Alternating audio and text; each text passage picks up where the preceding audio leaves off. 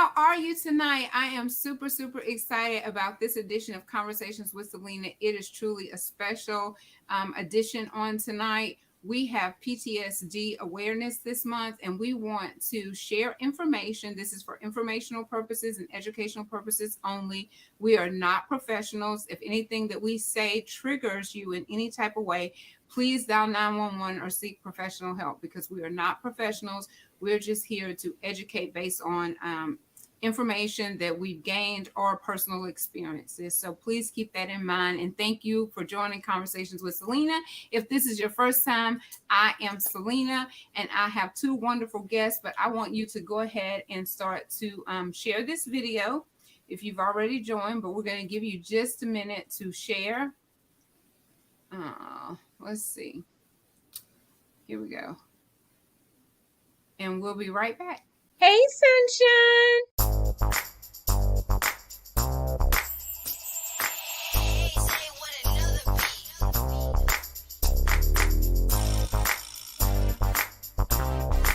Hey, sunshine.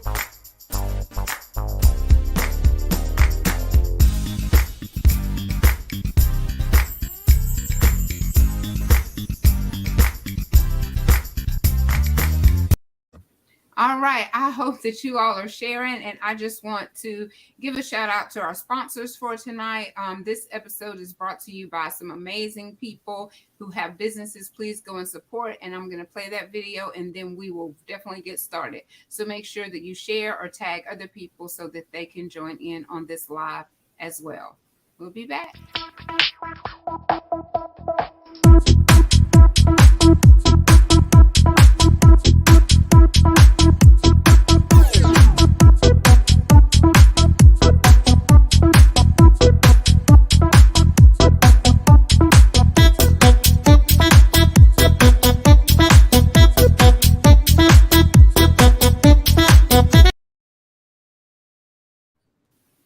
All right.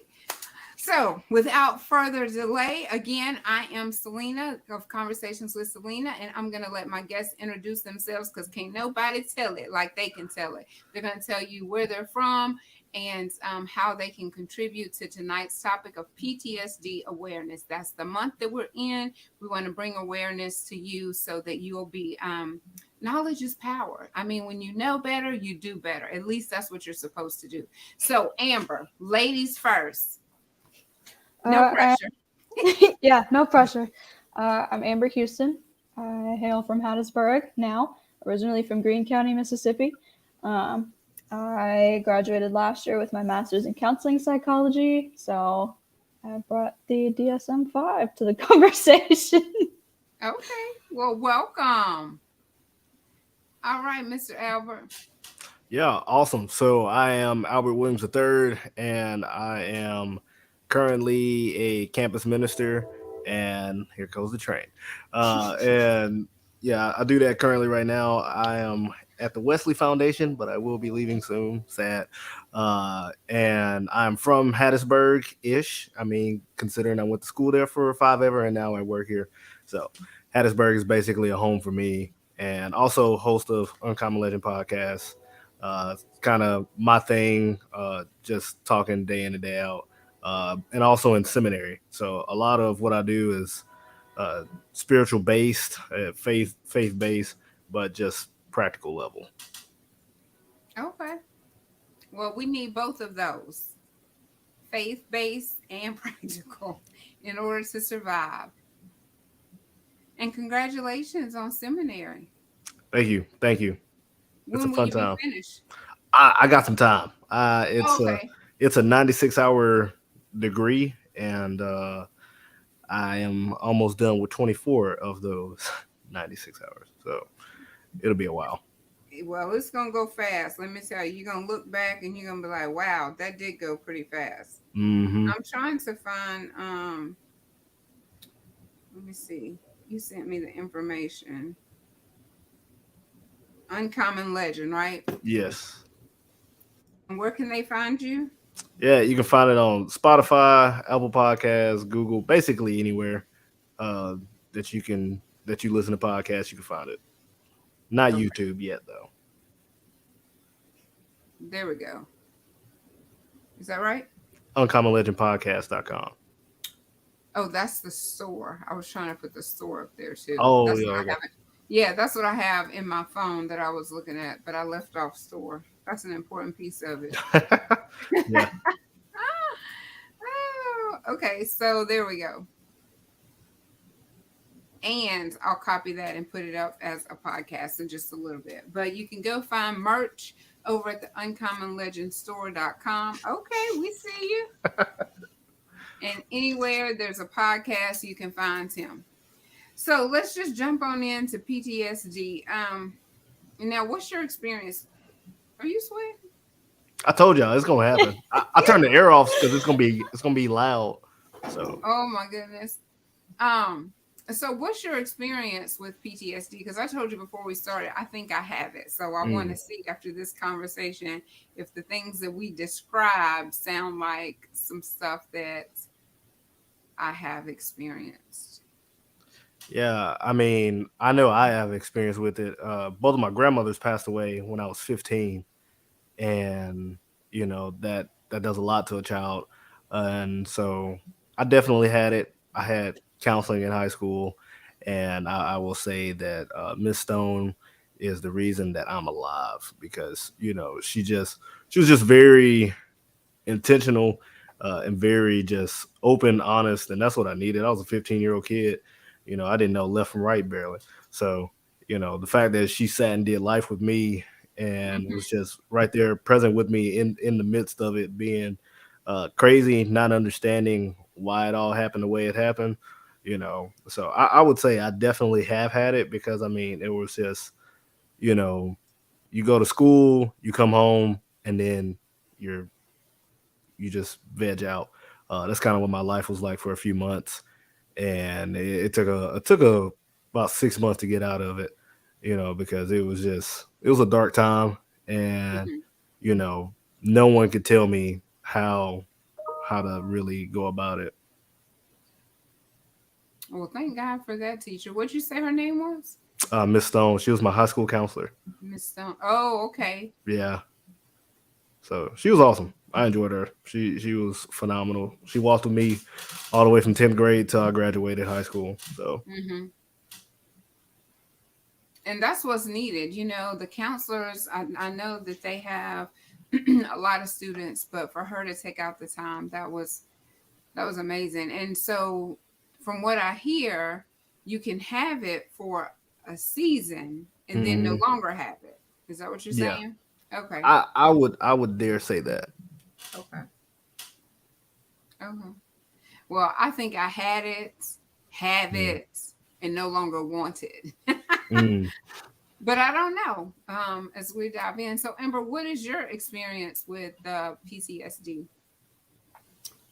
So personally, I was in a wreck. My senior year of high school, the night before our senior breakfast, it was dark, totaled the car. And so for the longest time, like driving down the road between my junior college and home at night was like absolutely terrifying. Like everything was jumping out at me. It was dark. Like everything was immediately a threat. Um, and like my reaction to that was just way more than it should have been normally without, the triggers. So that was it for me personally. That was one of the things that stuck with me for a very long time. More recently, praise the Lord, I'm like way better now. Driving is much better, especially at night. But sometimes it'll still like come up. I'm like, oh, it's a deer, and it's just a mailbox. But Mm-hmm. Mm-hmm. yeah, the brain is a sensitive thing. Mm. It definitely is, and it remembers things that even you feel like you've forgotten them. Really, they're just suppressed, but they're still in that memory, in that mind. Mm-hmm. So, okay. Well, I'm gonna say I've had numerous, um, but one of the things that I know, like Albert, I lost my grandmother, and that was very difficult for me to get over. It actually took me years to get over that, but that was Mm. truly a traumatic experience in my life. And also, I have had some assaults, But those are parts of my onion that I'm still peeling the layers away from as I talk about them. But it comes with time, and so I'm being patient with myself. Sometimes Celena wants to say, girl, you 50 years old now, you just spit it out. But it's not that easy, even at 50 years old, sometimes just to spit things out and deal with them. It is a process. But, anyone that's experienced the post-traumatic stress disorder, help is available. It's not something that you have to do alone. You can get counseling, and the counselor may refer you to a psychiatrist, and you may have to take medication, whatever you have to do to get through that season, because everybody don't have a Miss Stone to say, come on, I'm going to help you through this. And help is available. What do you have to say about that, Albert? Yeah. So as you were talking, I was telling you about the book that I was reading in seminary, and if I could pull up the title, that would probably be even better. But basically, this chaplain, she was really awesome. One, she was a former nurse, so she wasn't talking with she didn't know what was going on in the hospital. She was on the front lines, and actually being there with people. And so she was a former nurse and turned, uh, chaplain. And the title of the book is really short. It's about like 100 pages, maybe. And it's titled Strategic Pastoral Care, a short-term structured model. And actually it's from her experience, but a guy wrote it. Anyway, but she talks about, visiting with patients and how basically those patients, they experience hope. However, hope it can go one or two ways. You can have hope that this thing will, be changed. You can have hope that the cancer goes away, or you can have hope that you never get in a wreck again, or you have hope that a lot of different things, or you can have hope in, today is a new day, and I can only control my attitude and my actions today. Or I have hope in Jesus, and I trust that, he's going to sustain me through this. And it's finding something deeper and not waiting on an external force, so to speak. It's, trusting in, what, this day could go to pot, but I have hope that, or I have hope in, tomorrow's a new day. And, really being just intentional about, where am I placing my hope? Am I placing my hope on these other things, like I said, or, am I being present and with myself and saying, one day at a time. So just kind of that right there was just really, really awesome. And I appreciated it because, I mean, for me, it came at a good time for me as well, just reading it. So.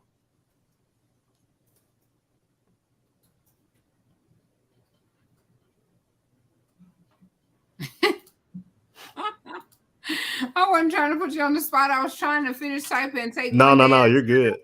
I said, "Oh Lord, he gonna think I just left him on the spot." So yes, having hope is definitely, I'm sure, what you talk about to each person that you counsel on a daily basis, to have hope and to live life intentionally. Wake up knowing that tomorrow is going to be better, even if today, as you said, what'd you say, go to the pot? Yeah, it might go to pot. It might go to pot, but tomorrow, even if you feel like tomorrow is too far, let's just reset for the next minute, the next second, whatever. I used to do this little press a button and be like, okay, I got to hit the reset button. So sometimes you just got to hit that reset button and say, okay, today started off, seems like on the wrong foot, but I'm going to hit this reset button and I'm going to take a deep breath and I'm going to start over. I'm just going to start like this is the beginning of my day. Yeah. All right, Amber, what you got to say?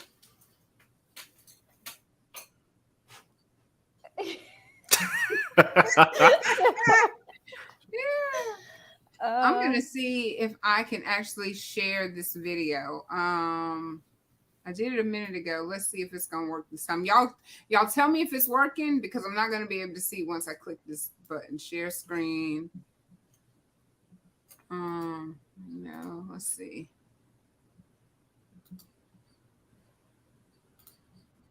Did it work? It's working. Yeah. Look at Sunshine go. So let me go back. So this is a quick video that I found. I may not let it play all the way, but this will give Have you or someone you love ever been in a tornado or car accident, experienced sexual or physical abuse, served in a war zone? Most people have been through some kind of life-threatening or traumatic event, and it's common to have stress-related reactions after a trauma. But when symptoms last more than 3 months and they're not getting better, it's time to get help. Meet Sam. He recently returned from serving in Iraq. For many people, being in a crowded place like a baseball stadium or busy grocery store feels comfortable, but not for Sam. What should be a nice night out, taking his wife Tara to a restaurant, isn't fun for him anymore. He can only handle it if he sits with his back to the wall where he has a good view of the exits, and even then, he's too on edge to really enjoy it. At home, things aren't the way they used to be either. His sleep is restless at best, and some nights Tara isn't sure if Sam comes to bed at all. Sam seems to have a short fuse these days, and sometimes he snaps at Tara over tiny misunderstandings. What he and Tara never talk about is the trauma he experienced when he was deployed. He's never mentioned the guilt, the weight he carries around, wishing he could have done more to prevent what happened. Instead, he's turned inward, pulling away from family and friends. Tara tried to give him some space, but after months passing without change, she really started to worry. She was the one to finally say what they were both thinking: it's time to get help. That's when Sam finally decided to take action. He reached out to a doctor who told him about PTSD, or post-traumatic stress disorder. Sam's symptoms were getting in the way of enjoying his life. Re-experiencing, hyperarousal, feeling worse about yourself or the world, and avoidance are the 4 types of symptoms people with PTSD have. Sam's doctor explained each. The first is reliving the event, or re-experiencing. This is often an unwanted memory or even a flashback where you feel like you're right back in the situation again. Seeing, hearing, or even smelling something that reminds you of the trauma can trigger these. Nightmares where you relive parts of the event in your sleep are common too. The second is avoidance, staying away from situations that remind you of the trauma. That's why Sam tries to avoid thinking about painful memories altogether. He pours himself into his work or uses alcohol to keep his mind from going back to the trauma. The third is feeling worse about yourself or the world since the trauma. You might feel overwhelming guilt, like Sam, or not trust anyone. You just might not be able to feel happy, even when you are around people you love. The fourth type of symptom is sudden rushes of anger, irritability, feeling jittery, always on alert, always on the lookout for danger. This is called hyperarousal, and loud noises or a driver cutting in front of you can be all it takes to set you off. If you recognize any of these symptoms of PTSD in yourself or someone you love, don't wait. See your doctor to find out if it could be PTSD. Just like Sam and Tara found, there is hope. You don't have to live with the symptoms of PTSD forever. Effective treatments are available. To learn more about PTSD or how to get help, visit the National Center for PTSD website at www.ptsd.va.gov. Okay. I did that. Oh, look. I could have kept us on the screen, huh? All right. Sunshine, learning as we go. So, did you recognize yourself in any of that as like of today? Yeah, when I also had I definitely had PTSD. I had a car wreck 2 years ago, and I totaled my car, and the reliving, like for about a week, maybe 2 weeks, I'd wake up in the middle of the night and jerk like I was hitting the car again, and I would dream and I'd wake up like as the car was crashing. And so yeah, definitely saw that one for sure. Mm-hmm. What about you, Amber? I think for me, it's even still like some intrusive thoughts and like the memories that'll come back, not necessarily from the car wreck, but just from some stuff that happened in an abusive relationship. Um, and there's still maybe a little bit of avoidance as far as like, oh, like guys are scary, like, and I've had a lot of healing from that. Just like, number one, being in Christ and like, realizing that, he got me. He's been working through a lot of stuff, but it's still like, you go to a gas station by yourself and it's like, those little reactions. Mm-hmm. So definitely I avoid, like, you just don't even want to deal with situations that seem like it may be confrontational or whatever, just because of those traumatic experiences from abusive relationships and stuff. So I definitely can relate to that. And I think mine is, I don't really have so much the flashbacks, but maybe re-experiencing based on triggers. But just as I go to sleep, as I fall asleep, thank goodness I have solid, restful, to the best of my ability, sleep.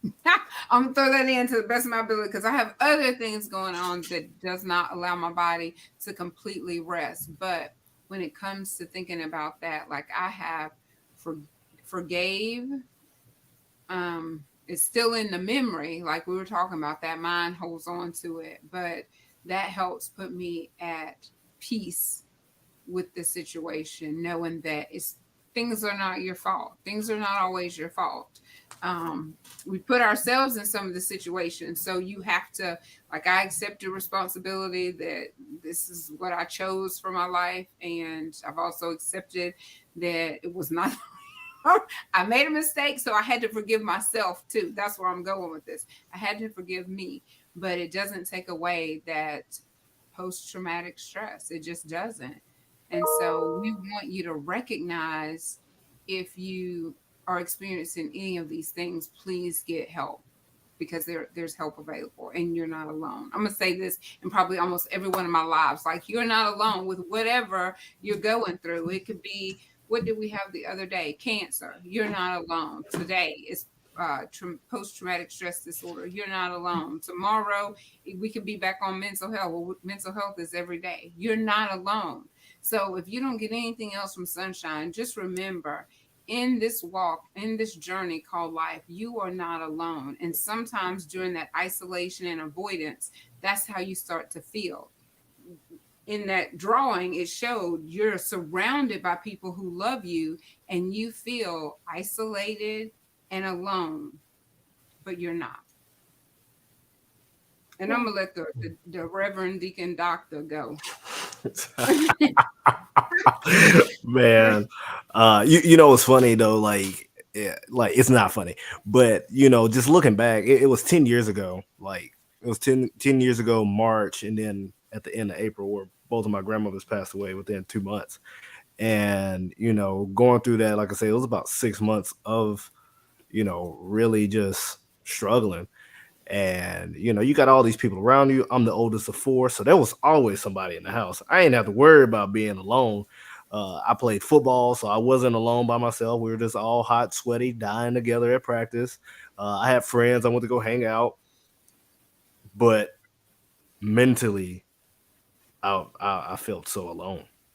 Grandma, as I called her, she didn't have just like people be like mama, or no, she was just grandma.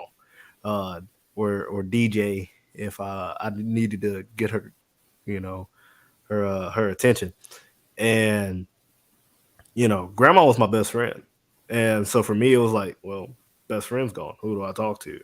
You know, or yeah, it's like, all right, tough season. I really need some motivation. The person I would go to is no longer here. So for me, in that, it was just like that isolation was sometimes like it was just really all in my head. People were around, but that's just what I felt. And it also perpetuated this feeling of I'm gonna be alone, and so getting out of that, it took my high school counselor, it took my friends, sticking with me during that. It took my parents, my siblings were a little too young to really remember it all, but for me, it just took people that were willing to lock arms and go, I love you this much. And Mhm. so in that season, like you can see people going through that season, and you have to be the person that willing to lock arms and go, I love you this much. Mhm. It's Well, hard. it It's is. like it's hard to watch someone go through that as well as to go through it, because sometimes you kind of feel like, gosh, like am I not done with this yet? Like isn't Hmm. that over yet? Like when am I going to get over it? But like Mhm. to be willing to be like, okay, no, I'm not over this yet. Like it still comes Hmm. up, and to have your friend be like, okay, like I It's still love okay. you.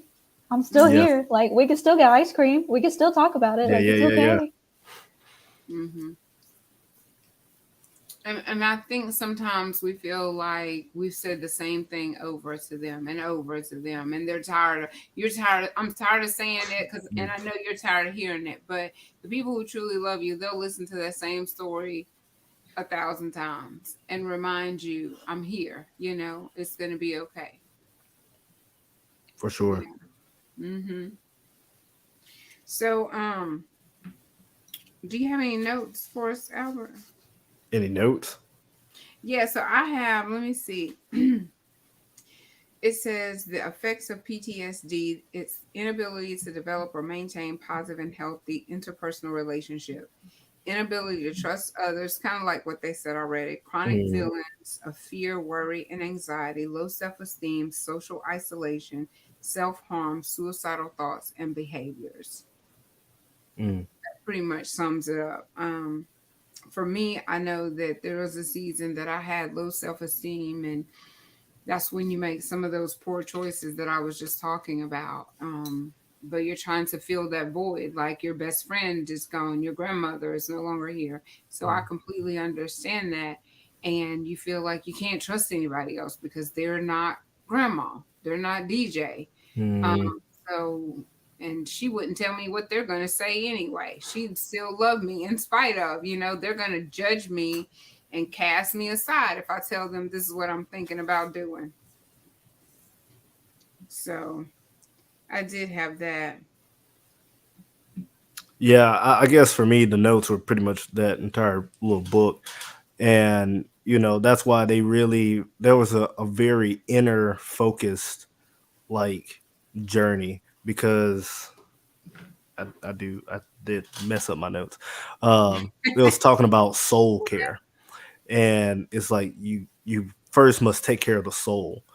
And because if you don't, I mean, you can have a strong mind, but if your soul's broken, you're a broken person. You can have a strong body, but if your soul's tattered, you're a broken person. And so, it's very important to take care of your soul. And so, like, it is making sure that, yeah, you do open up to those people, but, also being willing to give yourself some grace of this may not work out today. It may not be, you know, I'm not going to fix it today or I'm not going to fix it tomorrow, but the goal is to fix it. And also be willing to say it might not look the same way. I might not look the same way I was, in the beginning versus now when I'm done and the finished product. So, Hmm. Well, I know it is a one day at a time, like we said earlier, type of thing. And the broken soul, it's like, oh my gosh, what do you do? Like, mm, you have to incorporate things in your day that's going to help heal that, whether it's meditation, and if you're a believer, definitely reading your Bible. If you're not a believer, our Lord knows, I don't know what you need to you need to start reading, because you got to find hope somewhere. You have to feed your soul, and mm, meditation and reading and just some quiet time, it definitely it definitely helps. You have to reconnect with yourself. Like, you have to love yourself, but you have to know who you are Mm. in order to love yourself, you know? Yeah. I saw a thing the other day, and it was talking about Romans 5, and I don't even remember what verse it was on, but in the commentary it was like, praise the Lord, I'm going to praise the Lord more, and I hate myself less, because I realize that he loves me unconditionally, and like, this is who I am in Christ. And for me, it was that finding my identity again after 4.5 years of just trash, and like you said, like trying to fill the voids. And for me, it was trying to find control and making poor decisions where really it just got me nowhere but out of control. And coming back and being like, okay, Lord, I can't do this. I can't. I have to surrender, because there's nothing else that I can do. And he just, I don't know, I feel like he met me right there in that moment of absolutely being shattered. And that's where you start to rebuild. Like, realize that you're broken, and that's where you start to heal. Surrender. You surrender, yeah. Knowing that you're not the one in control. But in addition to praying and in addition to the surrender, you also, it's healthy to seek out professional help as well, and that's the thing, that sometimes you get people who are strictly, you need to go pray and fast and lay before the Lord, and everything's going to be all right. And no matter what you tell them, that's the solution only. But you have some people who come from both angles. That's like, okay, this is what you need to incorporate in your day, but you also need to seek professional help. And that's what they're there for. And I don't know why there's such a huge stigma on professional help and medication. What are your thoughts on that? With us being chocolate, Celena, I mean, just being We have a vanilla friend. That's my new vanilla friend. yeah, no, but and she go get what I'm saying in a second. With us being chocolate in our neighborhood, or just community and so on and so forth, like getting professional help or medication, you're seen as less than. You're seen as weak. You're like, oh man, this person had to go, to the hospital. They must be crazy. Well, dadgum, I am crazy. I'm hurting. That is crazy. And to stay in to do the same thing, expecting the same result, is insanity. And so, when different results. Yeah. Oh, I'm sorry. Expecting a different result. Yeah. You're doing the same thing, getting the same result. Yeah. And so, that's that's all you're doing, is perpetuating this same old vicious cycle. And until you break the habit loop, you don't get anything different. And so if you don't go seek help, if you don't take the medicine, if you don't do the mental exercises, the physical exercises, and so on and so forth that they give you, you will continue to be there. And so, for me, I'm a doer, so it's like, you give me something to do, I'm gonna go do it. And that's why, like in counseling, or now being basically the counselor, I always give students, I give them something to do. I'm like, hey, go do this for me. You got a week until we meet again, and I want you to go pick out 5 things that you like to do. Or I want you to go and, what is your favorite book? Okay, cool. Or go get your favorite candy. It's physically getting you up to go. You got to do something. Either it's moving your mind or it's moving your body. And so, like, it is imperative that we do the work. And so we can be kind to ourselves, but if we're just being nice, then we're just being nice. We call that homework in the therapy world. I mean, yeah. I know, and I'm thinking that's exactly what they wanted, was more homework. It's so good though, because and I love therapy too, because not only are you talking to someone who is completely outside and cannot Unbiased. go and and can't go and tell your friend, oh, I tell you what this girl said today, but they see things that you don't see because you're right there in the situation and they're not. And sometimes they will say the most obvious thing, and you're like, oh, okay. So Why like, didn't I think of that the first time? yeah, like honestly, like one of the most life-changing things is realizing that often like stuff going on up here may be a physical chemical imbalance. Like it's not that you're just like, you know, I don't know, crazy or whatever, but like there's something there that needs to be put back into balance. And like for me, that is medication, and it's helpful, and I need it, and it's okay. Like it doesn't mean that I trust the Lord any less. It just means that like I needed a little something physical to help me out, and like that's fine. If we take medication for physical ailments, why not for mental? If it's helpful, or talk to someone. Mm.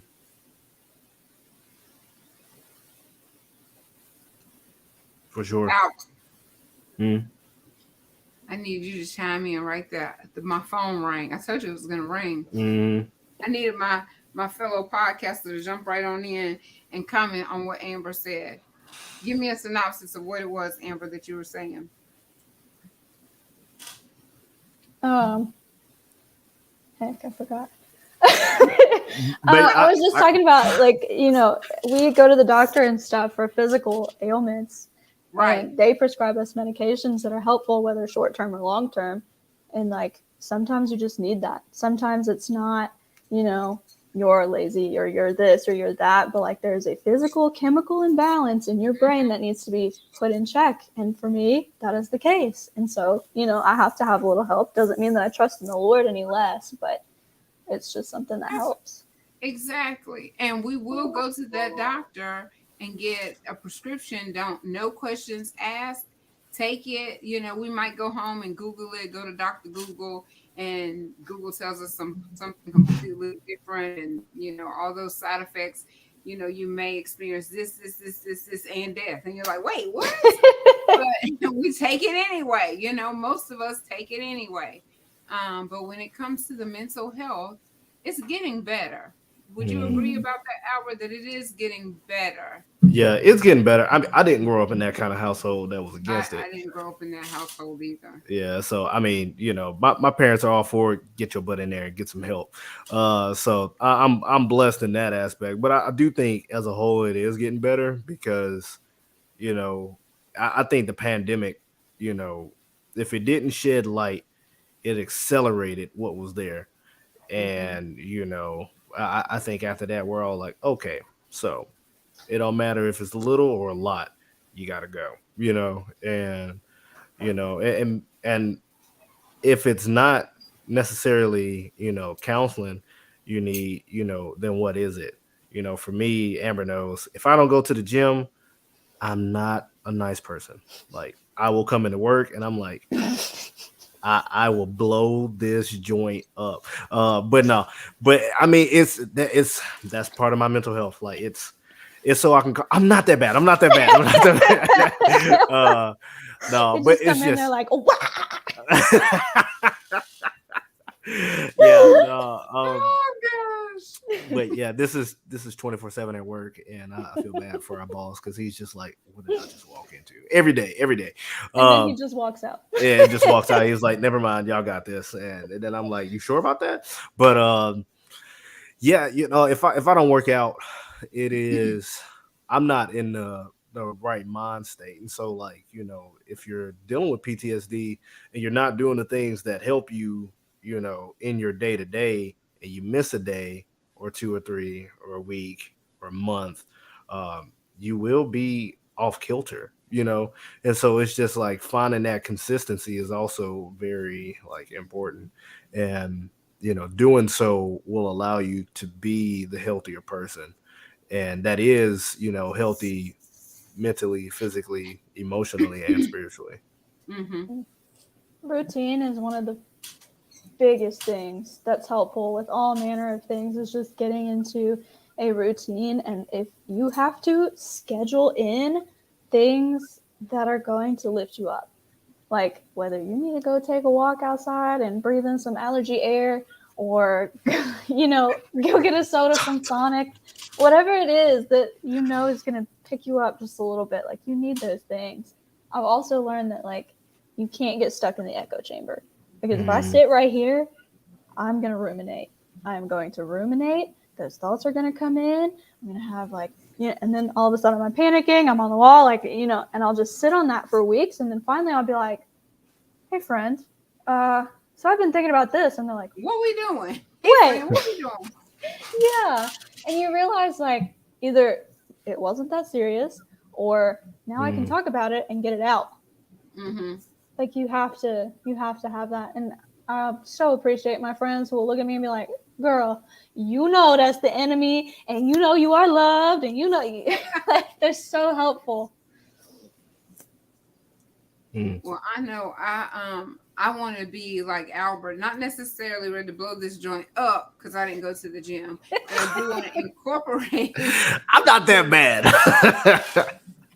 I do want to incorporate it because I feel like I've lived life off kilter.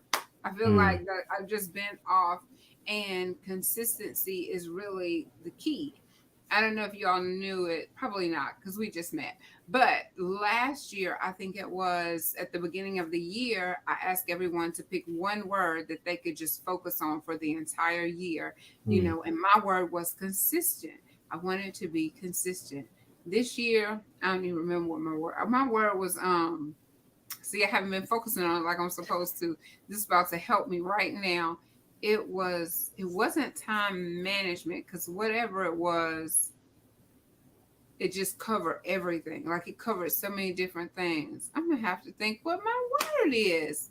Y'all gonna hurt me. Sunshine and forgot her word. But anyway, you pick one word and you just remind yourself of that. And that part of being consistent, like Amber said, scheduling out time to do things that's gonna put a smile on your face. Scheduling out time. I mean, literally blocking off your day if you have to say, this is my me time. Because I went to a doctor one time and he loved to dance. And that's what he was telling me. So he's like, what do you love to do? He's like, hello. And I'm thinking, what do I love to do? So I answered his question with a list of things that I was. Oh, I'm an HR specialist. I got 2 kids. So I'm a mom. I'm a student. I'm a this. I'm that. He said, okay, that's fine. All that stuff that you just told me. What do you love to do? So that was my homework assignment. He wanted me to come find something, spend like 30 minutes a day trying to figure out what I love to do. And I've had that in my mind for some time now, and I'm learning who I am. What do you like to do? And so I used to be in the shadow of my friends, and I have a friend now that I'm like, you are going to have your own thoughts, your own mind, your own likes, because we already have them, but speaking up for ourselves is something different. If I went out to a restaurant with my friend, she says, I think I'm going to she said, what are you getting? Then I would say, well, what are you getting? And then if she said the seafood platter, I'm like, oh, okay, I think I might get that too. So when we kind of started to separate some, we're still really good friends, but I'm out here on my own. I didn't know what I liked, because I would always just kind of go with the flow. I was the go with the flow person. Now I can't do that anymore. So I have to make decisions on my own. And where was I going with that? Oh, learning who I am. So I have to do it on my own to learn who I am. That's where I was going with that.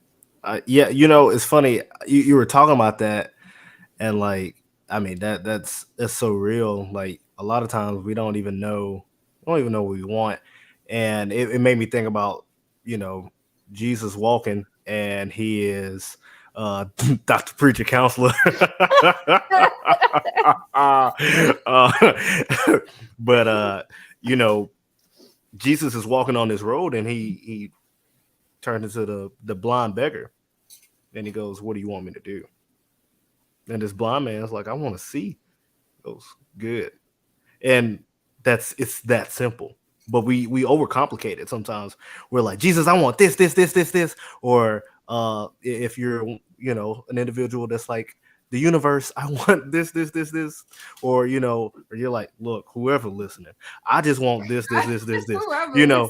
because we all talking to somebody. Let's just go ahead and put that out there. I hope you're talking to Jesus, but we all talking to somebody. And the thing is though, Jesus literally turns and looks at the man and goes, "What do you want? What do you want me to do?" And he's like, "I want to be healed.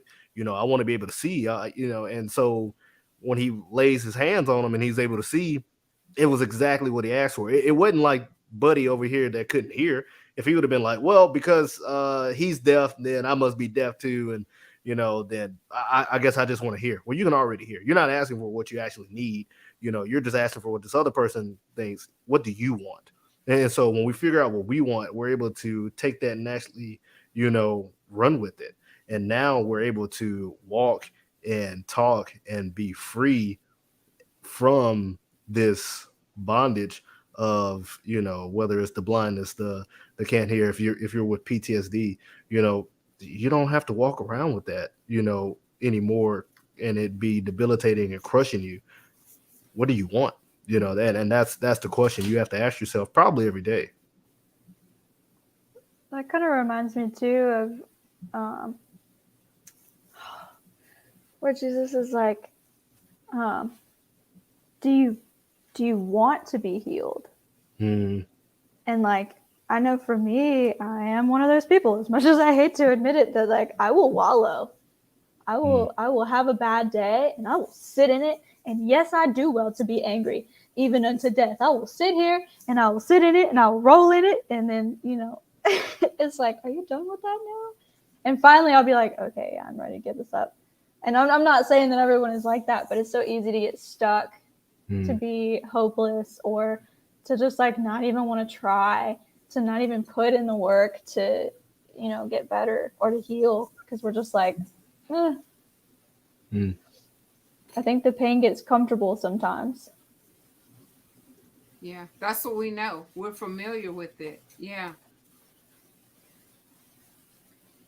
And I think some people, like you did say that you would wallow in it a day, maybe, or two.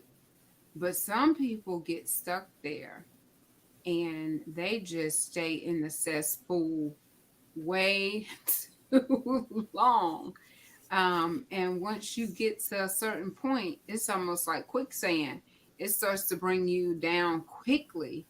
And so that's why it's very important to seek help and to get help and to be consistent with that help. Because sometimes we go, and even if we take the medication, we'll take it for a little while and be like, oh, what happened? And I was like, I don't know. She was about to make a point right there. Right. We take the medicine and then we stop because we feel better.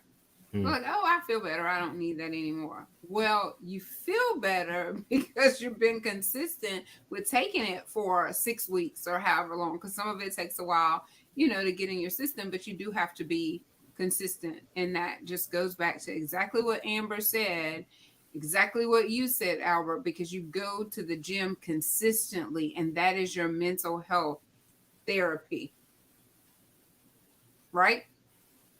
So being consistent is the key, like, to whatever that we're doing in our lives. And so we got to stop being wishy-washy and taking it and then not taking it, taking it and then not taking it, listening to the advice of other people saying that you're crazy, because you know what? We all a little crazy. And you're crazy for not going to the doctor. That's how we really need to start responding. You're the crazy one. You're not trying to go get help. Because if you start having chest pains, you go to the cardiologist because you want to seek help. You want to be better. But again, sometimes we just get comfortable being there. And I feel like if we come out, how do I want to say this? If we come out of it and we're doing better, then people will have the expectation of us to continue to do better. And we just want to have something to hide behind. You know what I mean? Does that make sense? Let me just hide in my excuses of, oh, I'm tired. Oh, I don't feel good, or whatever, that avoiding people, making excuses not to go out, because once you're better, then you'll have expectations of you to get a job, go to school, get that degree, whatever it is, Mm-hmm. because now you're better. And some people don't want that responsibility. Mm. I don't think we realize though just how worth it is. Because like I wallowed for years in my overly dramatic dramatizations of everything. And so Girl, finally I came to the Lord. these words. I'm Oh just saying, that gosh, was me. I was so emo to like to the nines, like all To the black, umpteenth everything. degree. Yes, I'm like, I hate everyone. And so finally, I go to the Lord and it's like, yes, it is hard work. No, I don't want to read every day. No, I don't want to talk to you sometimes. Like, it's hard, yes, but it's so worth it because I have joy. Like, I have peace in my life. I can go to sleep and, like, not worry about it. Like, it's okay because I know where my hope lies. And I know that, I have worked to get to where I'm at and, like, I'm okay now. And yes, I do have days where I regress and I go back into wallowing, but we come out of that. Like, you have to stand. You have to stand. The really important thing to know is that like life is full of storms. You're Mm-hmm. you either just got out of one, you're about to go in one, you know what I'm saying? Like, or you're currently in one right now. Like there is no escaping the storm. That's there's why it no was so escaping. yeah, that's why it was so important that Jesus was in the boat with them. He goes, I see We're in it. hurricane season right now. Yeah, yeah. He goes, I see that wind. I see them waves. They mighty high right there, but I'm right here. You know, and so like it it's gonna be crazy. To tell you that oh man, life's gonna be fine. You're gonna be okay. That's it. That's all you got to do. Uh, Jesus was like, yeah, actually, much worse is coming. So I'm here with you though, and that's what we have hope in. It's the hope in, like we were talking about earlier, the hope in Jesus. If He's truly dwelling within me, and you know, if I can face this, if I got out of the last thing, what makes me not be able to go through this thing? If I'm able to, you know, do all these other amazing, elaborate things, then why is this little thing gonna trip me up? Like, and it's hard though, and it's like we said earlier, don't stick in the echo chamber. Don't stick and isolate yourself and not be able to recognize that. Oh man, this is nothing because I've been through something else or something similar, and the only thing I need to do is be consistent, trust the process. Be faithful in that, and I think that's what helps. With any type of mental health or just struggle and adversity, obstacle, any kind of thing. It's just sticking with it, being consistent, and trusting in it.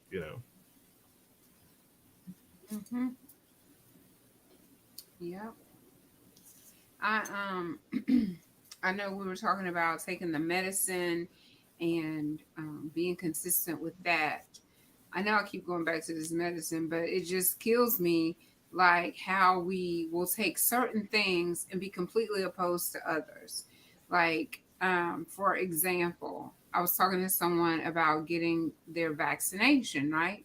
Mm. Oh no, I can't do that. Like, you have a whole vaccination card that says all these vaccinations that you've had up until this period, and then again, you take medication that's being prescribed to you with no problem, but then come to this or that, we're just so picky, I guess, about what we take. No one is saying to just um take everything that comes across, but whatever is going to be beneficial and helpful to you Mm. to get through this time and this season in your life. Because what did Amber say? She was so dramatic. What were all those words you used? See, that My medicine, overly it helped us my settle overly dramatic dramatization. all of that. Over dramatic dramatization is what she was. And that medicine or the medicine, whatever type that they prescribed for her, it has helped calm her down. Now she has been able to find her peace, her joy, her happiness. Like she's laughing at herself. We're live and we're having a good time. I don't know who all is medicated on the line, but hey, if you are good, if you're not, we're still having a good time. But just talk to somebody. Please talk to somebody. We're losing too many people to suicide. I mean, we're having a good time on here, but it's still a serious topic. People are isolating themselves, getting within their thoughts, rolling around in the cesspool of life. And it's good things that's happening.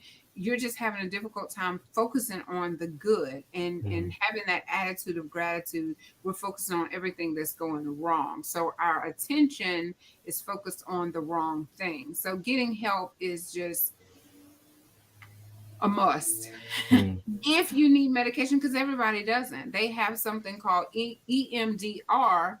And I know that my therapist had said that we were going to try that. But before we did, she went back to work. So now I really need to find somebody, because I believe it uses like rapid eye movements and stuff like that to help you.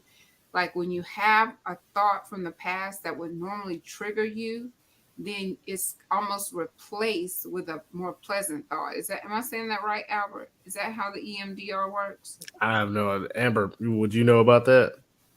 The rapid eye movement? I thought it's super new. I don't know a ton about it.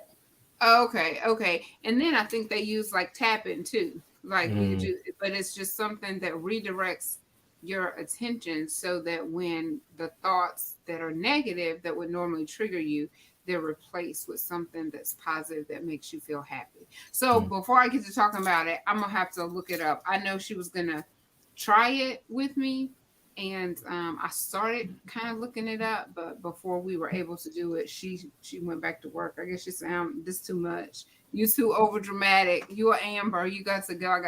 Y'all done sent me back. I can go back to work. Go get me a job." But yeah, it was interesting. I do want to try it. Too, like on the point of medication, like you're not always going to get it on the first try. There have been so many times that I've been to counselors and therapists, and I was off medication for the longest because like nothing was working. And then you find out it's a hormone imbalance. So you start trying that route, and then some of it's got bad side effects on the heart. Some of it does this, and so it's really individualized, and sometimes it just takes time. And also, for me, eating healthy has been really, really helpful as well. And like taking vitamins and B12 and stuff to like wake up the brain and clear the brain fog so that I can function, so that I can do the things that make me happy. Like it's all connected. Just all the things are connected. It's all connected.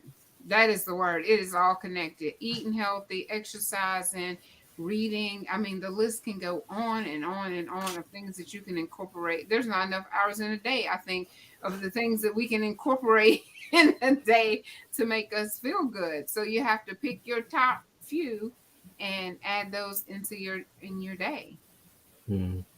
Eating healthy and exercising should be on everybody's top list.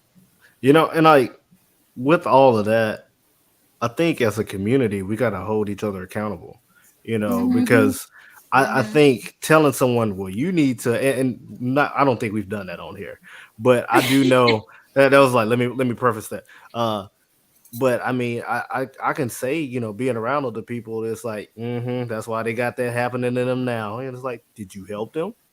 No, you stood on the sideline and judged them. Get your butt out there and get your hands dirty. Go help. If we're gonna be a community. My mom always talks about it takes a village to raise a child, and dang right it does, because if it weren't for the village of people around me, I wouldn't be the man I am today. And so, like, when someone is going through something, whether it be mental health, or maybe there's been a death in the family, maybe it's just getting back on your feet, maybe it's the career change, whatever it is, if all you're going to do is sit on the sideline and, sit there like a buzzard waiting for them to die, then yeah, they're going to fail. But get out there and help them. I'm just saying, man, that's how people be swarming around sometimes. They be like, like, it's just, are you waiting for me to croak? Like, I don't know. You're not wrong. You're not wrong, though. I was talking to my best friend Yeah, I was talking to my best friend one time, and I made some like offhand comment, and he just looks at me and he says, "You have got to stop blaming him for everything." And I was like, "Excuse me? I'm gonna go pray about that." And I did, and I came back and I was like, "You know what? You're right, and I'm gonna let that go now." And you know what? I feel so much better now because he called me on my BS. And sometimes you just gotta have somebody call you on your BS. You're right. And not be swarming around waiting on you to die. But it's a true statement. It's sad, but it's true. You need somebody right in there with you, holding you accountable, helping you get out of it. Because I had to tell these people the other day that we were no longer going to use little and just. We're going to remove that out of our vocabulary, because I think that we all find things that we want to complain about, and we need somebody to snap us up out of it and be like, no, we're not going there today. You'd be like, you know what, I'm not going there today, because your energy, you don't want to spend your energy on something that's negative, that's going to bring you down and eventually age you faster than what you need to be aged. So I'm like, little and just, we're not doing this anymore. Like Albert, if he's talking about his podcast and he said, well, go and check out my little podcast. Cut that out. We're not calling it little. And if you ask me, well, what do you do? And I'm like, oh, well, I'm just an HR specialist. No, you worked hard to get that position, whatever it may be. And you don't want to like minimize that. Yeah. And minimize. You don't want to do that. So I did the same thing, but just in a different setting. I'm like, no, we're not doing this. And some people are like, I never even thought about it. I still get this girl who texts me and be like, I thought about you because I was calling somebody's stuff little. Like, oh, I like your little house. And she would text me and be like, I use that word again. I'm trying not to, because I don't think people really realize that whenever you're speaking. And if you're a believer, you say, there's power in the tongue. If you're not a believer, you say the universe gonna give me what you said. The universe gonna bring the karma back on me. But whatever it is, there's power in the tongue. Here go my phone again. Yeah, no, for sure. I got your back. But power in the tongue is crucial, and we don't recognize just how powerful our words are. And like for a person like me, I didn't realize just how, I guess, influential, my words were until I told someone, you're going to go out here and you're going to do something. And they looked at me like I was crazy. I was like, don't look at me stupid. I told you, you're going to go and do something. And they got up. Not that day, but they did. The thing is like, if you speak life into someone, then they will go and do just that. But if you speak, darkness, decay, this void or what have you into someone's life, that also can be played out. And so, in your own life, if all you're doing is being, like just, if all you have is this self deprivation kind of attitude, then that's your life. If you're like, man, my life sucks, then yes, your life sucks. If you're like, man, today's a new day, then yes, today's a new day. And so like, I think it's very, that's a good one. Don't be saying little just, cause I mean, we get into this thing of like, well, I just want to be humble and I want to, have humility. No, you better brag on yourself. And, I just, man, these folks out here, they are really wild. But yeah, so it's just, I think it's really important that we realize just how much weight our words hold. I think about, how Jesus talked to his disciples. They were running around there like a bunch of idiots, but Jesus didn't say that. He looked at Peter. I relate to Peter. Anyway, he said, I will call you Cephas because you are the rock on which I will build my church. He didn't call out, all this other stuff. He said, this is what you will be. This is what I will do with you. This is who I want you to be. And like, we can look at one another and at ourselves and be like, you were made for more than this. and it's going to be okay. It's going to get better. But you get up because there's more for you. Mm-hmm. And I promise you, people see things in us that at the time that we're going through, we can't see it. Like, nobody would have made me believe I was going to be Sunshine. Like, people see me out. No one calls me Celena anymore. That's my government name now. That's just truly my government name, because it's Sunshine. Hey, Sunshine. So we do have to help and be that community that will go find a kid. We don't have, in my town, we don't have community centers. So you literally just need to go up to a child almost and be like, are you okay? Are you truly okay? Because they're carrying stuff around, adults that snap just like that. We need to just stop and look at them and say, are you okay? Are you truly okay? I mean, we probably shouldn't do that, but we need to go out in the community and really start to check on one another, and just make sure that people are okay. And you can't do it through text message. No. So my point is face to face. You can't do a text message, and you can't even do it over the phone necessarily, because people could be all grown up over here and unkept and hadn't taken a bath, and you're not going to know that over the phone. But if you walk up to them immediately, you're going to know, oh my gosh, something is wrong. We need to get help. Oh, yeah. I can't tell you how many times I've been like over here looking like a hot mess, sobbing, rolling around on the floor in my dramas, and somebody call me and I'll be like, hello? Yes, I'm fine. How are you? Like, it's so easy to fake. It's so easy. You have to be looking for it too. Like, genuine, like, look someone in their eyeballs and be like, are you good? Are you really good? Hold on, Amber. Let me put your, how you do it? Hold on a second. How you gonna do it? You look them in the eyeballs and you say, are you good? Girl, we're gonna have to get you some light over there, because that was good. You about sitting in the dark. You see what Jasmine said? She got to come to your church Sunday. Oh, they won't let me preach. A little crazy. It's okay. Look, the reason I had to put y'all on hold and let Albert take over for me, Sunshine Butter, she came and delivered this, just caused me. And so if you order this, you use the CWC code that I gave, the CWC Spring 2022, and you get 20% off. So this is a body butter that a lady ordered. And so she delivered it. She calls me and she delivers. I love it.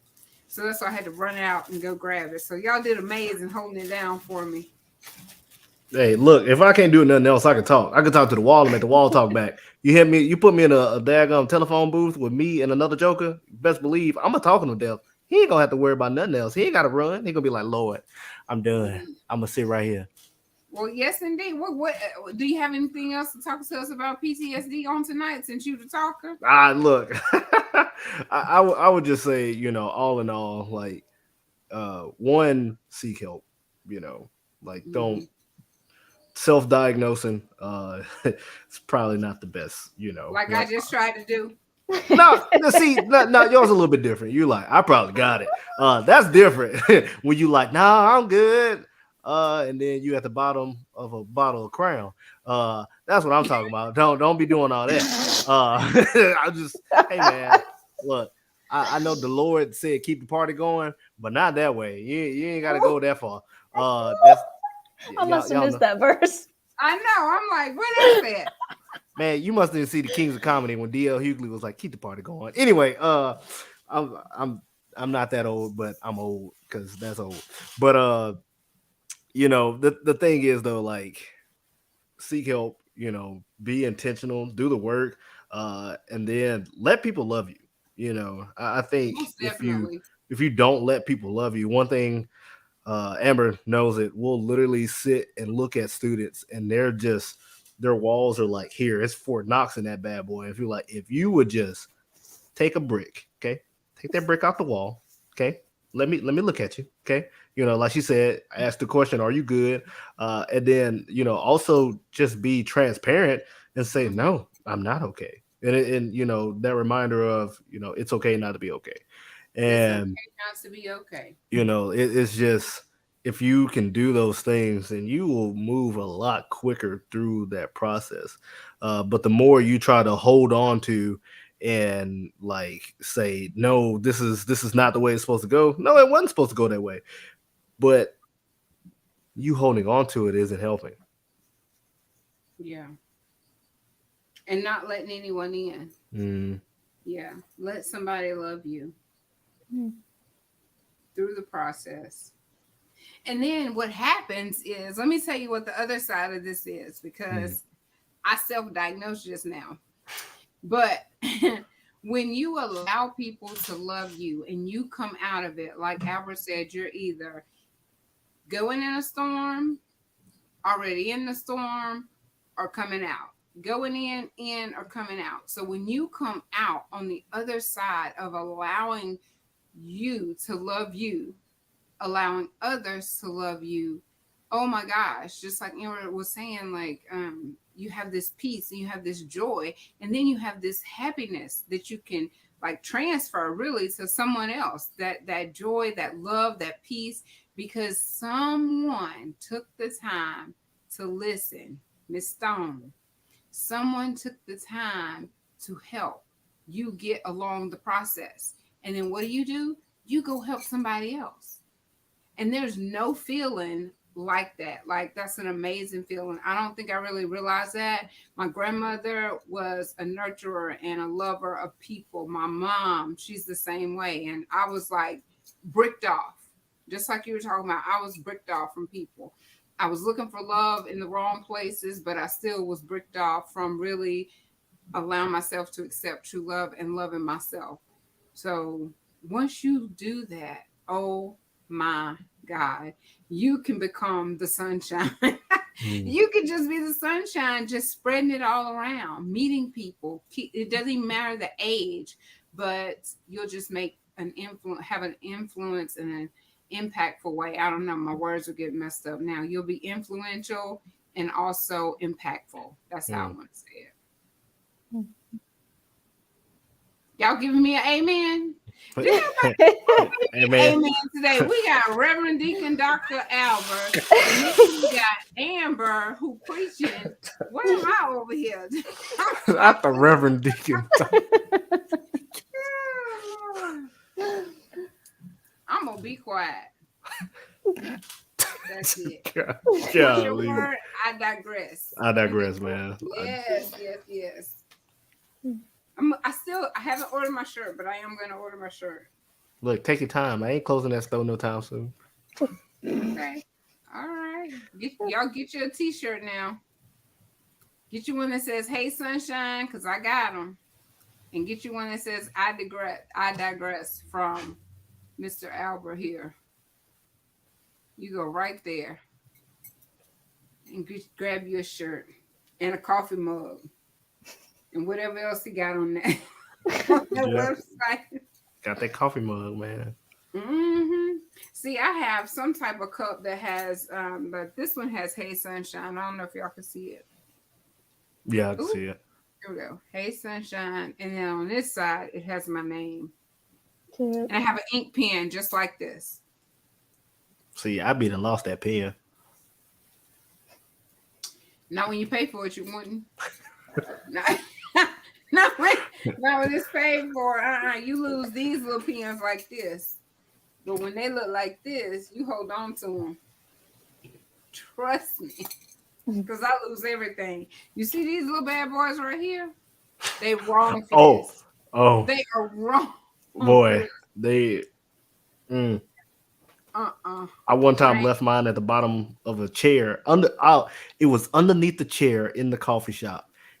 It was one. It wasn't both of them. It was one. And I got back and I was about to do some work at the office, and I looked and I said, wait a minute.